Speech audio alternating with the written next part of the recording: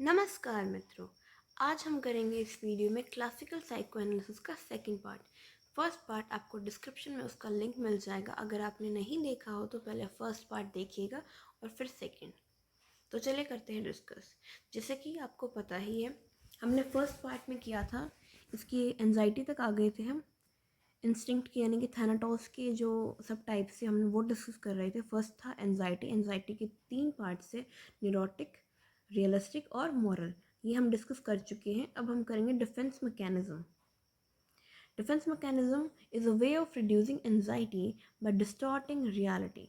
Distorting यानी कुछ manipulate कर देना, डिस्ट्रैक्ट कर देना, कि अपने आप से कुछ ना कुछ मॉडिफाई कर देना रियलिटी को। कुछ चीज़ें होती हैं, कुछ फीलिंग्स या कुछ थॉट्स ऐसे होते हैं जो हमारे ईगो को सीधा का सीधा ट्रिगर करते हैं। तो अगर हमारी ईगो ट्रिगर हो जाती है तो हमारी पर्सनालिटी में काफ़ी सारी दिक्कतें आती हैं। तो इसीलिए हम उनको बचाने के लिए अपनी जो थॉट्स हैं उनको ही मॉडिफाई कर देते हैं, तो उसको हम डिफेंस मैकेनिज्म बोलते हैं। तो अब इसके कुछ पार्ट्स हैं, तो हम वो डिस्कस करेंगे। हमने सभी डिस्कस नहीं किए, मैंने यहाँ पर सिर्फ 4 लिए हैं जो कि इम्पॉर्टेंट थे। तो first one is projection. Projection क्या होता है? हम अपनी फीलिंग्स दूसरे पे प्रोजेक्ट कर देते हैं। जैसे कि कोई बच्चा है जो फेल हो गया एग्ज़ाम में, तो वो क्या करेगा, वो ये एक्सेप्ट नहीं करेगा कि वो उसने पढ़ाई नहीं की थी, या उसने नोट्स नहीं बनाए थे, या उसने अपनी पढ़ाई को अच्छे से टाइम नहीं दिया था। वो क्या करेगा, वो अपने टीचर्स पे प्रोजेक्ट कर देगा कि मेरे टीचर्स ने मुझे अच्छे से पढ़ाया नहीं था, इस वजह से मैं फ़ेल हुआ। तो उसने क्या किया, प्रोजेक्ट कर दिया। गलती उसकी खुद की थी, बट उसने प्रोजेक्ट कर दिया प्रोफेसर पे। ठीक है। फिर रिप्रेशन। रिप्रेशन क्या होता है? ये एक अनकॉन्शियस प्रोसेस चलता है, हमें खुद को नहीं पता होता। प्रोजेक्शन हम खुद करते हैं अपने होशो आवाज़ में, बट रिप्रेशन क्या होता है, वो हमें खुद को नहीं पता होता, अपने ऑटोमेटिकली हो जाता है। ये क्या होता है कि कोई विश या कोई थॉट या कोई फीलिंग जो कि हमें पता है मॉरलिटी इनकरेक्ट है, मॉरल बेसिस पे अगर हम देखें तो वो इनकरेक्ट होती है, बट क्या करते हैं हम, खुद को में ही एक जंग छेड़ लेते हैं खुद के दिमाग में। एक बार कहते हैं, मतलब कोई विश आई या कोई भी थॉट अनएक्सपेक्टेडली आपके अंदर पॉपअप हुआ कि, लेकिन फिर आप मॉरली करेक्ट होने की कोशिश करते हो अपने दिमाग के अंदर ही कि नहीं नहीं ये चीज़ें गलत है। तो वो चीज़ें ऐसे करते करते वो रिप्रेस हो जाता आपके अनकॉन्शियस माइंड में। ठीक है, यहाँ पे आपका रिप्रेस हो जाएगा, ऑटोमेटिक प्रोसेस होता है। फिर आता है आपका रिएक्शन फॉर्मेशन। रिएक्शन फॉर्मेशन में क्या होगा, कई बार कोई विश या कोई फीलिंग या कोई थॉट आपका ऐसा होता है कि वो बहुत ही मॉरली इनकरेक्ट होता है, बहुत ही इनकरेक्ट होता है। जैसे कि मैंने यहाँ पे एग्जांपल ले रखा है कि एक लड़की है जो अपनी माँ से नफरत करती है। देखा जाए, अपनी माँ से नफरत करना कितनी बड़ी बात है, खासकर इंडिया में तो बहुत ही बड़ी बात है कि कोई, मतलब कोई बच्चा अपनी माँ से नफरत किस तरीके से कर सकता है। तो वो अपनी माँ से नफरत करती है, हो सकता है कोई भी रीज़न हो, बट वो अंदर ही अंदर मन में सोचेगी कि ये तो बहुत गलत है। अगर वो अपनी माँ से नफरत करती है और उसने ये चीज़ एक्सेप्ट कर ली, तो उसकी ईगो को ट्रिगर करेगी वो चीज़। तो वो क्या करेगी, वो उसका अपोजिट चीज़ चूज़ कर लेती है। हेट का अपोजिट क्या होता है, लव।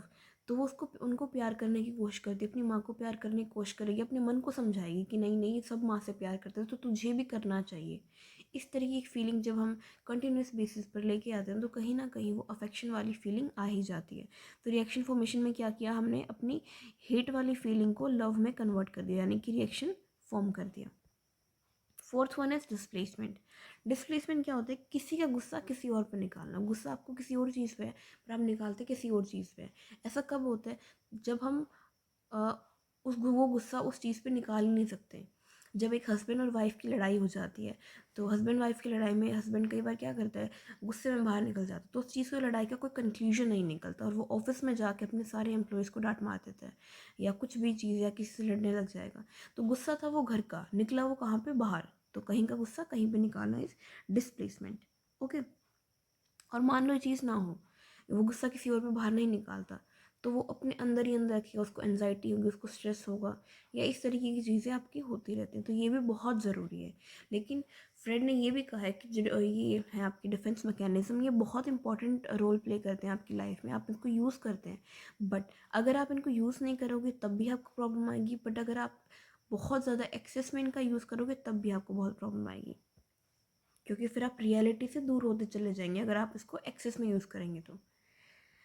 ओके, तो अब आता है इस थ्योरी का हमारा last part, stages of psychosexual development. जैसे कि मैंने आपको स्टार्टिंग में ही बताया था, फर्स्ट पार्ट में मैंने आपको बताया था कि जो फ्रेड की थ्योरी है वो पूरी की पूरी अनकॉन्शियस माइंड और सेक्सुअल ड्राइव्स या सेक्सुअल डिज़ायर्स पर बेस्ड है।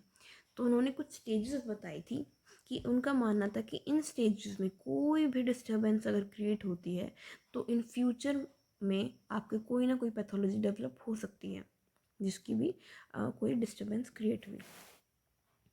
और इनका मानना था कि जो सेक्सुअल डिज़ायर्स है वो बचपन से ही होती है, वो बाद में या मेच्योरिटी में इस तरीके से आपकी डेवलप नहीं होती, बचपन से ही होती है।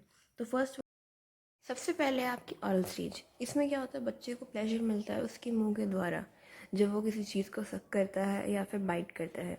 फॉर एग्जांपल माँ के निप्पल हो गए, या वाटर बॉटल या दूध की जो बोतल आती हैं छोटी सी, मतलब जिस पर निप्पल लगा हुआ होता है, वो हो गया। फिर कुछ टॉयज़ भी आते हैं बच्चों के, कीज़ आती हैं, आपने देखी होंगी। और उससे रिगार्डिंग और भी बहुत कुछ है। तो जब अगर वो किसी चीज़ को चबा रहा है अच्छे से या सक कर पा रहा है तो उसमें उसको प्लेजर मिलता है, और अगर ये उसकी नीड पूरी हो पाती है तो बहुत चांसेस हैं इन फ्यूचर की उसकी पर्सनालिटी ठीक रहेगी। बट अगर उसकी ये नीड नहीं हो पाती है, जैसा कि बताया कि जो फ्रेड का मानना था कि इन चारों स्टेजेस में से कोई भी, पांचों स्टेजेस में से कोई भी अगर एक रह जाती है तो इन फ्यूचर उसमें पैथोलॉजी डेवलप हो सकती है। फिर आती है आपकी एनल स्टेज, ये सेकंड स्टेज है। सबसे पहले बच्चे को मिलता था माउथ से प्लेजर, अब मिलेगा एनल, उससे एनल रीजन से। जो ये स्टेज है ये आपकी रहती है 3 साल की उम्र तक बच्चों में। और इसमें क्या होता है, उसको प्लेजर मिलता है फाट करने से या फिर उसका जो सॉलिड वेस्ट मटेरियल है वो बाहर निकालने से। इस चीज़ में उसको एक अलग सा रिलीफ मिलता है, उसको अच्छा लगता है। बट कई बार क्या होता है, पेरेंट्स इस चीज़ में उसको डांट लगा देते हैं बच्चे को कि ऐसे मत करो। उनको अच्छी आदतें सिखाते हैं कि जब भी आपको ऐसा कुछ फील हो तो प्लीज़ लेट मी नो, मैं आपको वहाँ ले जाऊँगा, समथिंग ऐसे कुछ। बट बच्चे उस चीज़ से कई बार डर जाते हैं, उनको लगता है कि जो उन्होंने किया अभी वो चीज़ गलत है। तो हो सकता है कि उनको फाट करने में या फिर सॉलिड वेस्ट मटेरियल निकालने में थोड़ी सी शर्म आए या झिझक हो या डर हो कि अगर मैंने ऐसा किया तो मम्मी पापा डांट मारेंगे।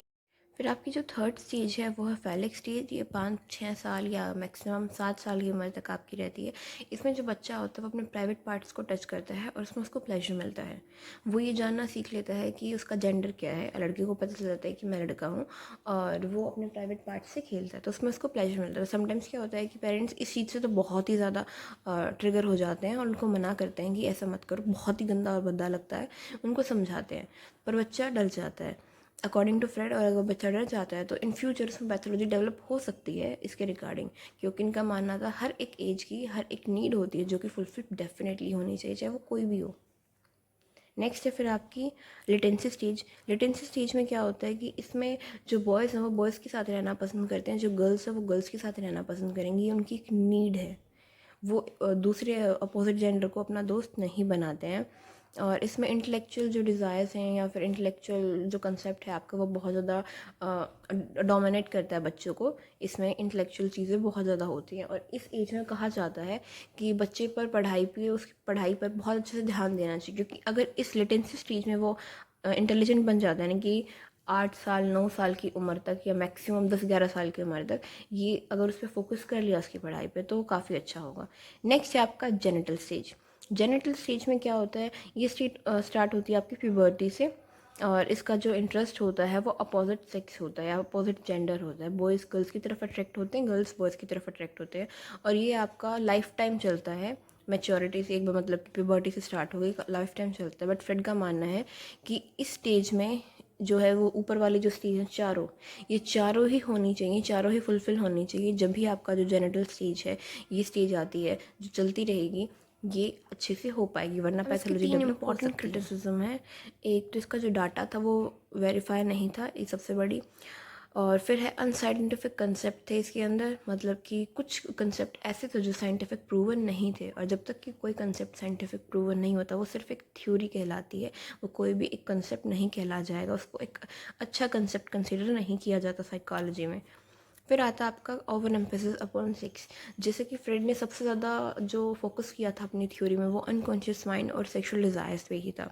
और जो क्रिटिक्स थे उनका मानना था कि ये चीज़ कहना कि जो छोटे बच्चे होते हैं, मतलब जब से उनका जन्म होता है और तब से ही उनमें जो सेक्सुअल डिज़ायर्स वो होती हैं, ये चीज़ एक बहुत ही रिडिकुलस थिंग है, ऐसा क्रिटिक्स का कहना था। तो इसकी 3 इंपॉर्टेंट क्रिटिसिज्म है, ये आप कर लेना।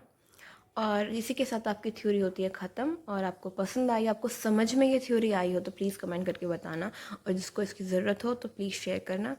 और आपको किसी और टॉपिक पे थ्योरी चाहिए हो या किसी और टॉपिक पर आपको कंटेंट चाहिए हो, चाहे वो हिस्ट्री हो, पॉलिटिकल साइंस हो, ज्योग्राफी हो, इंग्लिश हो, प्लीज़ लेट मी नो। आप कमेंट में बताना और मैं उस पर डेफिनेटली वीडियो प्रोवाइड करूँगी। Thank you so much.